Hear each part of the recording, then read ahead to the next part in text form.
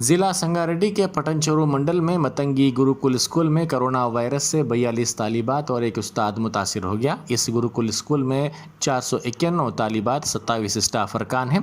गुज़िश्ता रोज़ 261 तालिबात और 27 स्टाफ अरकान के कोरोना के मुआयने करवाए गए, जिसमें 43 कोरोना से मुतासिर पाए गए। बकिया तालिबात और स्टाफ अरकान की आज कोरोना जाँच की जा रही है। जिन तालिबात के नमूने मुस्बत पाए गए उनको मज़ीद जाँच के लिए लैब को भेजा गया है। मुस्बत तालिबात को हॉस्टल में अलग थलग रखते हुए उनका इलाज किया जा रहा है।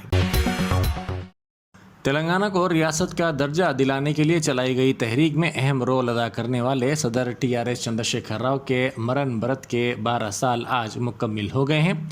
उनके इस मरण बरत ने 6 दहाइयों के तेलंगाना रियासत के ख्वाब को पूरा करने में अहम दर्जा हासिल किया था। चंद्रशेखर राव ने हुसूल तेलंगाना के लिए आज ही के दिन मरण व्रत शुरू करने का ऐलान किया और 29 नवंबर 2009 को मरण व्रत का आगाज़ करते हुए वो करीमनगर से सिद्दीपेट रवाना हुए। ताहम पुलिस ने उनको करीमनगर के अलगनूर के पास गिरफ्तार करते हुए खम्मम की जेल मुंतकिल कर दिया। 14 दिन तक अदालती तहवील में देने के बाद चंद्रशेखर राव ने जेल में ही मरण व्रत शुरू कर दिया, जहां उनकी तबीयत ख़राब हो गई। बाद अज़ा उनको खम्मम के दवाखाना ले जाया गया और फिर वहां से बाद अज़ा उनको निम्स मुंतकिल किया गया, लेकिन वो अपना मरण व्रत जारी रखे हुए थे।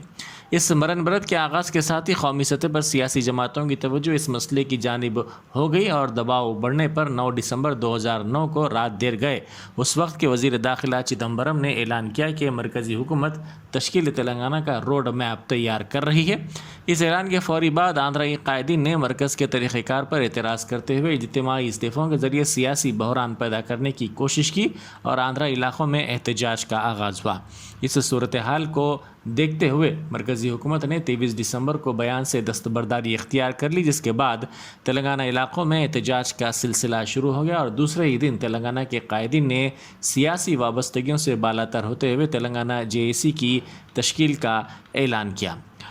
बिल आखिर काफ़ी जद्दोजहद और कोशिशों के बाद 7 फरवरी 2014 को UPA हुकूमत ने क़याम रियासत तेलंगाना का बिल मंजूर किया। मरकज़ी हुकूमत ने बैनुल अक़वामी मुसाफिर परवाज़ की बहाली के फ़ैसले पर नज़रसानी का ऐलान किया है। इसके अलावा जोखिम वाले ममालिक से आने वाले मुसाफिरीन की टेस्टिंग और सर्वेलेंस के बारे में रहनुमायाना हिदायत भी वज़े की गई हैं।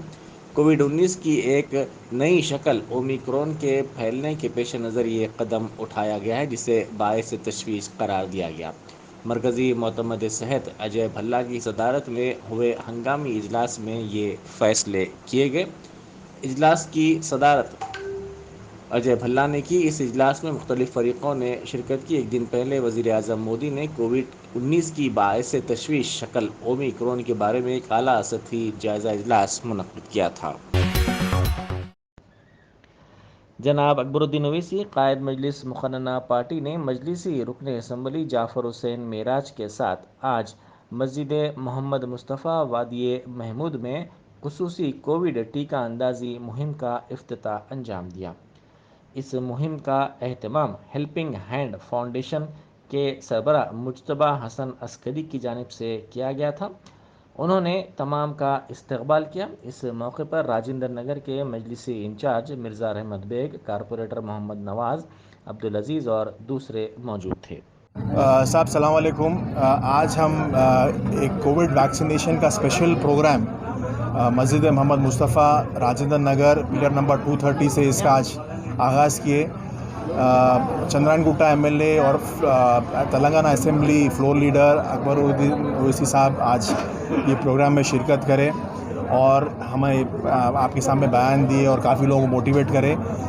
मुख्तसर सी बात यह है कि ये जो वैक्सीनेशन प्रोग्राम है, वैक्सीनेशन तो आमतौर पर चल रहा है हर जगह। इसकी ख़ास बात यह है कि ये अगले 6 महीने में हमारे जितने हेल्थ सेंटर्स हैं जो मस्जिद के तहत चलते हैं और जो बस्तियों में हैं, स्लम्स में है, उसके तहत गवर्नमेंट ऑफ तेलंगाना के जो PHCs हैं उनके पार्टनरशिप और अजीम प्रेमजी फाउंडेशन की स्पॉन्सरशिप से गुज़िश्ता और 6 महीने इंशाल्लाह चलेगा प्रोग्राम। ये हम डोर टू डोर सर्वे कर रहे हैं, घरों पर जाके लाइन लिस्टिंग कर रहे हैं, डिटेल्स कलेक्ट कर रहे हैं, फर्स्ट डोज, सेकेंड डोज या नो डोज, फिर उनको कैंप्स पे ला रहे हैं और वैक्सीनेट कर रहे हैं। अल्हम्दुलिल्लाह शुरुआत बहुत अच्छी हुई। आज यहाँ तकरीबन 100 के ऊपर लोग जमा हुए वैक्सीनेशन के लिए, वॉलंटरी आ रहे हैं। ये बड़ी बड़ी खुशी की बात है। उम्मीद हम ये कर रहे हैं कि इस तरीक़े से चला तो बहुत जल्द से जल्द ये एरिया सारे सैचुरेट हो जाएंगे और 100% वैक्सीनेशन का जो टारगेट है हमारा वो कंप्लीट हो जाएगा। वैक्सीनेशन बहुत इंपॉर्टेंट है। आप जैसा सुन रहे हैं कि ओमिक्रॉन जो साउथ अफ्रीका से वायरस आ रहा है, तो अभी थर्ड वेव के इम्कानात है। Vaccine is the only saviour. Masking, vaccination, यही हमारे पास 2 हथियार है जिससे हम कोविड से बच सकते हैं। तो ये प्रोग्राम आज शुरू हुआ और इंशाल्लाह उम्मीद करते हैं कि ये सक्सेसफुल होगा। Thank you. Commissioner police Hyderabad Anjani Kumar ने हैदराबाद सिटी पुलिस के नए तकर्रुरशुदा सब इंस्पेक्टर्स का इस्तकबाल किया और कहा कि हमें फ़ख्र है कि हैदराबाद सिटी पुलिस तेलंगाना का सबसे बड़ा ख़ानदान है। आज तमाम सब इंस्पेक्टर्स तेलंगाना के इस बड़े ख़ानदान में शामिल हो गए हैं। हमें मिलकर तवील सफ़र तय करना है। उन्होंने वाज़ेह किया कि बुनियादी तौर पर समाज के शहरियों की सलामती, तहफ़्फ़ुज़ और आराम के साथ साथ सहूलत व खुशी के लिए हमें ये मौका और काम दिया गया है। उन्होंने हैदराबाद सिटी पुलिस के नए तैनात करदा सब इंस्पेक्टर्स के साथ तबादला ख्याल के सेशन का CAR हेडक्वार्टर्स पेटला बुरुज में इफ्तिताह और खिताब किया। ज़िला रंगारेड्डी के मामिडीपल्ली गांव सर्वे नंबर 141 में मुकामी अफराद ने TRS के कारपोरेटर पर शमशान घाट की अराजी पर कब्ज़े का इल्ज़ाम लगाया। मुकामी अफराद ने कहा कि TRS के कारपोरेटर शिव कुमार और महेश्वरम BC सेल के सदर नरेंद्र इस अराजी पर कब्ज़ा करते हुए 60 गज अराजी 15 लाख रुपए में फ़रोख्त कर रहे हैं। इस सिलसिले में उन्हें रोकने पर पुलिस की जानिब से उनके खिलाफ मुकदमात दर्ज करने और जेल भिजवाने का इंतबा दिया जा रहा है। पेल्ली ग्रामम बालापुर मंडलम बडंगपेट కార్పొరేషన్ మహేశ్వరం నియోజకవర్గానికి సంబంధించిన మా ఊరి యొక్క ల్యాండ్ 141 సర్వే నెంబర్కి సంబంధించిన శ్మశాన వాటికకు సంబంధించిన ల్యాండ్ని ఈరోజు అదేవిధంగా మరి వారి యొక్క వెనకాలన్న లీడర్లకు మా ఊరి యొక్క సుక్క శివకుమార్ కానీ మరియు నమ్మల నరేందర్ గౌడ్ గారు కానీ ప్రభుత్వ స్థలాలను ఆక్రమించుకొని 60 గజాల జాగాను 15 లక్షల రూపాయలకు ఒక్కొక్కటి అమ్ముతుంటే గ్రామస్తులు ఈరోజు అడ్డగించినందున కారణంతో వాళ్ళని రాత్రి పోలీస్ స్టేషన్ పాల్లో పెట్టారు. వాళ్ళని పిటి కేసు కూడా రిమాండ్కు పంపిస్తామని మమ్మల్ని పోలీసు వాళ్ళు బెదిరిస్తున్నారు. ఎందుకంటే వాళ్ళకు ఏసీపీ గారి నుంచి, మినిస్టర్ గారి నుంచి బెదిరింపులు ఉన్నాయి కాబట్టి, దళితులు కాబట్టి వాళ్ళు ఎలాంటి ఏం చేయలేరు కాబట్టి, వాళ్ళు ఎట్లాంటి స్తోమత లేదు కాబట్టి, వాళ్ళని ఎదిరించలేరు కాబట్టి వాళ్ళని ఈరోజు వాళ్ళకు సపోర్ట్గా వచ్చినందుకు నన్ను కూడా ఈరోజు మీకు అక్రమ కేసులు బనాయించి మిమ్మల్ని లోపడి దోస్తాను, బయటికి రాకుండా చూస్తానని పబ్లిక్ ముఖ్యంగా అందరి సమక్షంలో నన్ను బెదిరిస్తున్న పోలీసులు ఇది ఎందుకు ఇదంతా జరుగుతుంది అని నేను ప్రశ్నించడానికి వెళ్ళాను. నేను ప్రజల సమస్య కోసం వెళ్తే నన్ను కూడా కేసులు, అనవసరమైన కేసులు బనాయించి నువ్వు బయటికి రాకుండా చేస్తా అనే ఒక బెదిరింపులు నాకు ఈ యొక్క పోలీస్ స్టేషన్ ఏంటంటే, ఇల్లు లేవో బీద ప్రజలు ఉన్నారో వాళ్లకు నేను రేషన్ కార్డులు కానీ, పెన్షన్లు కానీ, లేదంటే ఇళ్ల స్థలాలు కానీ ఇప్పించమని కోరుతున్నాను. ప్రతి నియోజకవర్గంలో 4,000 డబుల్ బెడ్రూమ్లు శాంక్షన్ చేసినటువంటి సబితారెడ్డి గారు మా ఊరికి ఒక్క ఇల్లన్న వచ్చిందా ఇంతవరకు? ఒక్క ఇల్లు కూడా. కరోనా సమయంలో వరదల బాధితులకు ప్రతి ఇంటికి 10,000 వస్తే ఒక్కరికన్నా వచ్చిందా? 10,000 ఓటర్లు ఉన్న విలేజ్కి ఒక్క 10,000 పథకం రానిది, ఒక్క డబుల్ బెడ్రూమ్ రానిది. ఇంత పెద్ద విలేజ్ మా ఊరికి ఒక బస్సు కూడా ఉంది లేదు ఇంతవరకు. तेलंगाना RTC के मैनेजिंग डायरेक्टर VC सजनार ने एक तालिब इल्म के RTC बस में होमवर्क करने का वीडियो अपने ट्विटर हैंडल से जारी किया। ये तालिब इल्म RTC बस में स्कूल को जाने के दौरान होमवर्क कर रहा था। सजनार ने इस 1 मिनट 6 सेकंड की वीडियो को पोस्ट करते हुए इसकी सताइश की। इस मुख्तसर वीडियो को अब तक कई अफराद ने देखकर पसंद किया है। इस वीडियो में दिखाया गया है कि एक कम उम्र लड़का दूसरे लड़के के साथ बस में बैठा हुआ है। बस में तेलुगु ज़बान में सिद्दीपेट ज़िले का बोर्ड लगा हुआ है और ये लड़का बस की तेज़ रफ्तारी से रवानगी के दौरान अपना होमवर्क मुकम्मल कर रहा है। बस में लिया गया ये वीडियो सोशल मीडिया के मुख्तलिफ प्लेटफॉर्म्स पर तेज़ी के साथ वायरल हो गया। सजनार ने इस ट्वीट के साथ लिखा कि पहियों पर हमारा मुस्तकबिल महफूज है। ये लड़का RTC बस में होमवर्क कर रहा है। हम इसकी लगन और अज़्म को सलाम करते हैं। तेलंगाना में सर्दी की लहर में रोज़ बरोज़ बतदरीज इजाफा देखा जा रहा है। शाम होते ही सर्दी की लहर में इजाफा हो रहा है। दिन के वक्त धूप देखी जा रही है। रियासती दारुल-हुकूमत हैदराबाद समेत दीगर अजला के मवाज़ात में कोहर की घनी चादर देखी जा रही है। इस कोहर के नतीजे में सुबह काम पर जाने वाले अफराद को रास्ता साफ नज़र नहीं आ रहा है और करीब आने तक गाड़ियाँ नज़र नहीं आ रही हैं। गाड़ी सवार सुबह में अपनी गाड़ियों की हेडलाइट्स खोलकर गाड़ियां चलाने के लिए मजबूर हैं। सुबह 8 बजे तक सूरज की किरणें नज़र नहीं आ रही हैं। सर्दी की वजह से लोग दफातर को ताख़ीर से जा रहे हैं। उनका कहना है कि सर्दी की लहर में गुज़िश्ता बरसों के मुकाबले शिद्दत हुई है। सर्दी की वजह से एक तरफ लोगों में गर्म कपड़ों और लिहाफ़ों के इस्तेमाल में इजाफ़ा हुआ और लोग आग तापते नज़र आए, तो दूसरी तरफ चहलकदमी करने वालों और जॉगिंग करने वालों को शदीद मुश्किल और मसाइल का सामना है। इस कोहर की वजह से अजला में कई हादसात भी हो रहे हैं। सर्दी की वजह से लोग जल्द काम से घर वापस हो रहे हैं। आवाम का कहना है कि सर्दी का अभी ये हाल है तो संक्रांत तक क्या हाल होगा। महकमा मौसमियात का कहना है कि गुज़िश्ता रोज़ हैदराबाद में दर्ज हरारत 29.3 डिग्री सेल्सियस दर्ज किया गया है। महकमे ने पेश कयासी की है कि आइंदा चंद दिनों के दौरान दर्ज हरारत में गिरावट का इम्कान है। रियासती दारुल-हुकूमत हैदराबाद में दर्ज हरारत 31 डिग्री सेल्सियस होने का इम्कान जाहिर किया गया है। संगारेड्डी ज़िले में बड़े पैमाने पर गांजे को जब्त किया गया। ज़िला विशाखापट्टनम से लारी के ज़रिए से 10 कुंटल गांजे की स्मगलिंग की कोशिश की जा रही थी। इस बात की इत्तला पर टास्क फोर्स पुलिस ने लारी को कल शब रोका। लारी की तलाशी के दौरान इस गांजे का पता चला, जिसके बाद इस गांजे को जब्त कर लिया गया। पुलिस ने इस सिलसिले में 3 अफराद को हिरासत में ले लिया। ज़िला आदिलाबाद के एक स्कूल में भूत के खौफ से स्कूल की इमारत को खाली कर दिया गया। ज़िला के मामिडीगुड़ा गिरिजन बालिका हॉस्टल में ये खौफ पाया जाता है। इन तालिबात ने शिकायत करते हुए कहा कि रात के वक्त स्कूल में अजीब व गरीब आवाज़ें आ रही हैं। इस हॉस्टल में 329 तालिबात तालीम हासिल कर रही हैं। इन तालिबात ने अपने वालिदैन और सरपरस्तों को इस बात की इत्तला दी, जिसके बाद उनके वालिदैन इस हॉस्टल पहुँचे और उनको अपने साथ घर ले गए। दूसरी तरफ अहदेदारों और स्कूल के असातिज़ा ने वाज़ेह किया कि हॉस्टल की इमारत में कोई भी भूत नहीं है। खम्मम ज़िले में पेश आए सड़क हादसे में 4 अफराद ज़ख्मी हो गए। यह हादसा ज़िले के तल्लेडा मंडल के अम्बेडकर नगर गांव के करीब कल शब उस वक्त पेश आया जब कोत्तागुड़म डिपो की सुपर लग्जरी बस के ड्राइवर ने मगरबी गोदावरी से हैदराबाद के मियाँपुर जाने के दौरान इसका तवाज़ुन खो दिया, जिसके नतीजे में ये बस उलट गई। हादसे के वक्त बस में 24 मुसाफिरीन सवार थे। ज़ख्मियों को इलाज के लिए फौरी तौर पर दवाखाना मुंतकिल किया गया। इस हादसे के नतीजे में इस रूट पर गाड़ियों की आमद-ओ-रफ्त मुतासिर हुई। शादी के लिए नए जोड़े को दिया जाने वाला तोहफा एक यादगार होता है, लेकिन तेलंगाना में हुई एक शादी के दौरान नए जोड़े को अनोखा तोहफा दिया गया। हालिया अरसे के दौरान पेट्रोल की कीमतों में गैर मामूली इजाफे के पेश नज़र समाज को अहम पैगाम देने के लिए दूल्हे के दोस्तों ने मिलकर इस नए जोड़े को साइकिल का तोहफा दिया। यह वाक़या ज़िला मिर्चल के अंकुशापल्ली गाँव में पेश आया। सीनू नामी नौजवान की शादी थी। इसके तमाम दोस्तों को एक गैर मामूली तोहफ़ा देने की बात सूझी ताकि समाज को एक बेहतर पैगाम दिया जा सके और दुल्हा दुल्हन समेत दीगर अफराद भी एक अरसे तक इस तोहफे को याद रखें। इसी अनोखी सोच के तहत श्रीनू के दोस्तों ने मिलकर ये तोहफ़ा दिया। इस जोड़े को शादी के दिन साइकिल का तोहफ़ा देते हुए एक वीडियो बनाया गया, जो देखते ही देखते सोशल मीडिया के मुख्तलिफ प्लेटफॉर्म्स पर तेज़ी के साथ वायरल हो गया। ये तोहफ़ा दुल्हे सीनू के लिए एक अचानक और गैर मुतवक्का कदम था। इसको देखकर पहले तो दोनों काफ़ी हैरान हुए, लेकिन सीनू और उसकी बीवी ने संजीदगी के साथ इसको कबूल कर लिया। शादी के बाद दुल्हे ने अपनी दुल्हन को इस साइकिल पर बिठाकर गांव में घुमाया और गांव के चक्कर भी लगाए। इसके वीडियोज़ और तस्वीर भी ली गई और ये वीडियोज़ व तस्वीर सोशल मीडिया के मुख्तलिफ प्लेटफॉर्म्स पर तेज़ी के साथ वायरल हो गई।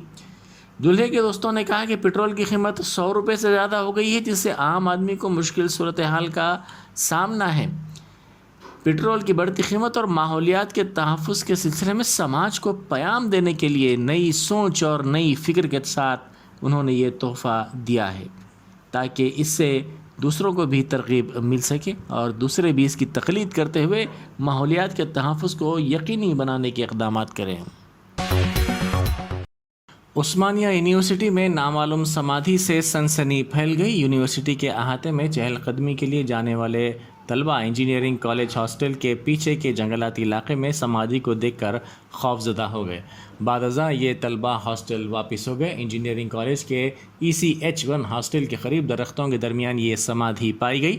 इस समाधि पर फूल भी पाए गए। तलबा ने शुबा ज़ाहिर किया कि ये किसी जानवर की समाधि हो सकती है। औहदेदारों ने कहा कि यूनिवर्सिटी में किसी बाहर के शख्स को अंदर आने की इजाज़त नहीं है, जिसके लिए सख्त बंदोबस्त किया गया है। ताहम ताज़ा वाक़े में सिक्योरिटी पर तलबा ने शुबहात का इजहार किया है। जब इस ताल्लुक़ से उस्मानिया यूनिवर्सिटी के सिक्योरिटी औहदेदारों से मालूमात हासिल की गई तो उन्होंने लाइल्मी का इजहार किया। आंध्र प्रदेश के गवर्नर विश्वभूषण हरिचंदन की सेहत पर हैदराबाद के गच्चीबौली में वाक़ एशियन इंस्टीट्यूट ऑफ गैस्ट्रोएंट्रोलॉजी में नज़र रखी जा रही है। डॉक्टर्स की एक टीम उनका इलाज कर रही है। गवर्नर की सेहत के ख़राब होने के बाद उनको गुज़िश्ता रोज़ इस दवाखाने को लाया गया था।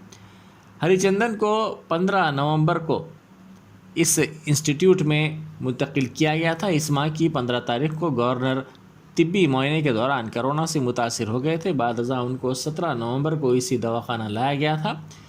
इस माह की 20 और 22 तारीख को उनके RT-PCR मुआयने करवाए गए थे, जिसमें वो इस इन्फेक्शन से मुकम्मल तौर पर रुबए सेहत हो गए थे, जिसके बाद उनको घर जाने की इजाज़त दी गई थी। लेकिन इतवार की शाम अचानक एक मरतबा फिर उनकी सेहत बिगड़ गई, जिसके बाद उनको विजयवाड़ा के गन्नावरम एयरपोर्ट से खुसूसी तैयारी के ज़रिए हैदराबाद मुंतकिल किया गया।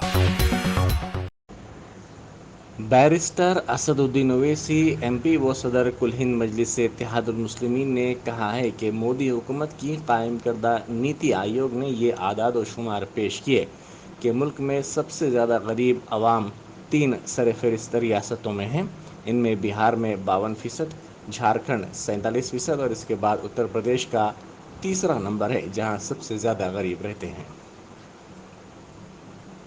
उन्होंने कहा कि उत्तर प्रदेश में 2017 में 25 और 29 बरस के 15% नौजवानों को नौकरियों की ज़रूरत थी। 2021 में 23% इन नौजवानों को नौकरी की ज़रूरत है। इसी तरह 20 से 24 साल उम्र के नौजवान जो 5 बरस पहले तकरीबन 23% बेरोज़गारी का शिकार थे, अब बेरोज़गारी की शरह 31% हो गई है। उन्होंने सवाल किया कि ये कौन सी डबल इंजन सरकार है जिनके दौर में पेट्रोल और डीजल की कीमतों में इजाफा, खाने पीने की अशिया में इजाफा हो गया है। इन हालात से समाज का हर तबका परेशान है। उत्तर प्रदेश में इस तरह के हालात के ख़ात्मे के लिए ज़रूरी है कि मजलिस के ज़्यादा से ज़्यादा उम्मीदवारों को कामयाब बनाया जाए। उन्होंने कहा कि मुसलमान हर तरफ पिछड़े हुए हैं। उन्होंने उत्तरावाला बलरामपुर ही नहीं, दीगर अजला में भी मजलिस के तमाम उम्मीदवारों को भारी अक्सरियत से कामयाब करने की अपील की और कहा कि इससे ही नाइंसाफ़ियों का खात्मा मुमकिन है। सदर मजलिस ने कल शाम बलरामपुर के उत्तरावाला में मजलिस के ज़बरदस्त जलसे आम से खिताब करते हुए इन ख्यालात का इजहार किया। सदर मजलिस ने कहा कि बलरामपुर में इतनी बड़ी तादाद में मजलिस के जलसे में आवाम का जमा होना इस बात का पयाम है कि आइंदा 3 माह में यूपी के असम्बली इंतखाबात में यहाँ के अवाम मजलिस के उम्मीदवार डॉक्टर अब्दुल मन्नान को कामयाब करेंगे। आज उत्तर प्रदेश में गाय की बहुत इज्जत है, मुसलमान की नहीं है। गाय को इंसान से बड़ा इज्जत दी जाती है। ये मैं जिम्मेदारी के साथ कह रहा हूं। हमारे मंच पर हमारे पंडित राम निवास शुक्ला जी बैठे, हम उनके बाजू बैठे। अब टीवी वाले पूछेंगे ये ओवैसी बाबा के बाजू कैसे बैठ गया? ये बाबा में वो बाबा में जमीन आसमान का फर्क है। ये बाबा के दिल में इंसानियत से मोहब्बत है। ये बाबा के दिल में हर मजहब से मानने वाले से मोहब्बत है। वो बाबा में मामला उल्टा है उनका। और ये बाबा नाम नहीं बदलना चाहते। ये बाबा ठोक दो की नहीं, ये दिल से लगाने की बात करते। आपको मालूम कि 2018 में लक्ष्मणपुर गांव बलरामपुर जिले में सितंबर 2018 में ये जो अपने आप को गाय का रक्षक मानते हैं, वो एक शख्स को पीटना शुरू कर दिए, खूब मारना शुरू कर दिए।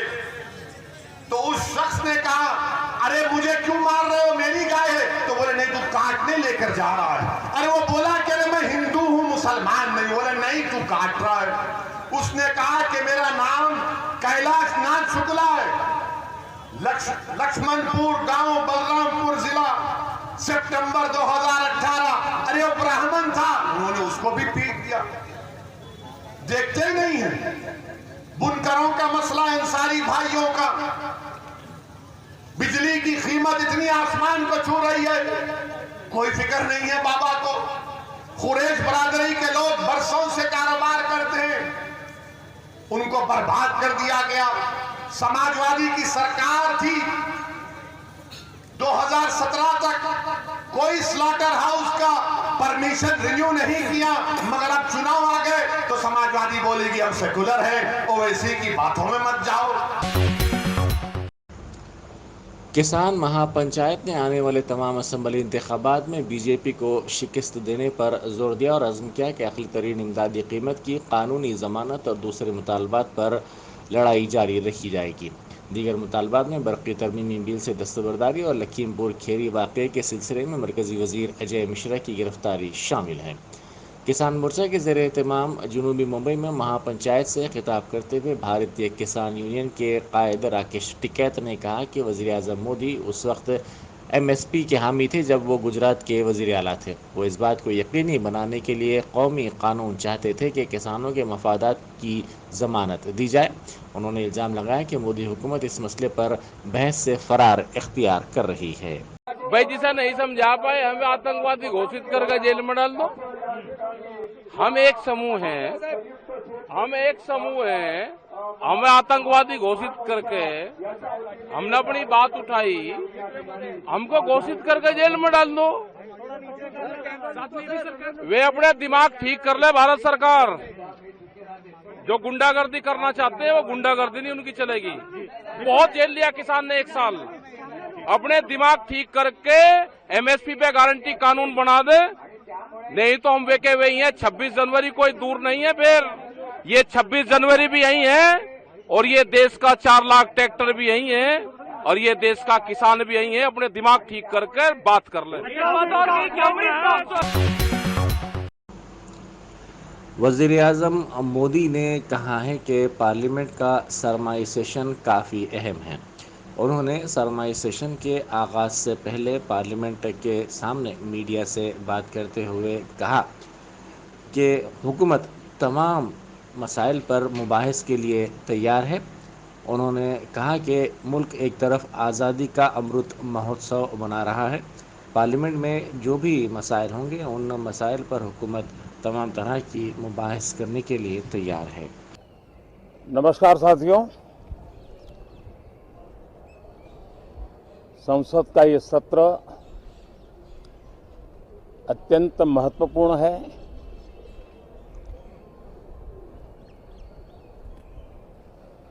देश आज़ादी के अमृत महोत्सव मना रहा है। हिंदुस्तान में चारों दिशाओं में से इस आज़ादी के अमृत महोत्सव के निमित्त रचनात्मक, सकारात्मक, जनहित के लिए, राष्ट्रहित के लिए सामान्य नागरिक अनेक कार्यक्रम कर रहे हैं, कदम उठा रहे हैं और आज़ादी के दीवानों ने जो सपने देखे थे उन सपनों को पूरा करने के लिए सामान्य नागरिक भी इस देश का अपना कोई न कोई दायित्व निभाने का प्रयास कर रहा है। ये खबरें ये अपने आप में भारत के उज्जवल भविष्य के लिए शुभ संकेत है। कल हमने देखा है, पिछले दिनों संविधान दिवस भी नए संकल्प के साथ संविधान के स्पिरिट को चरितार्थ करने के लिए हर किसी के दायित्व के संबंध में पूरे देश ने एक संकल्प किया है। इन सब के परिप्रेक्ष्य में हम चाहेंगे, देश भी चाहेगा देश का हर सामान्य नागरिक चाहेगा कि भारत का संसद का ये सत्र और आगे आने वाले भी सत्र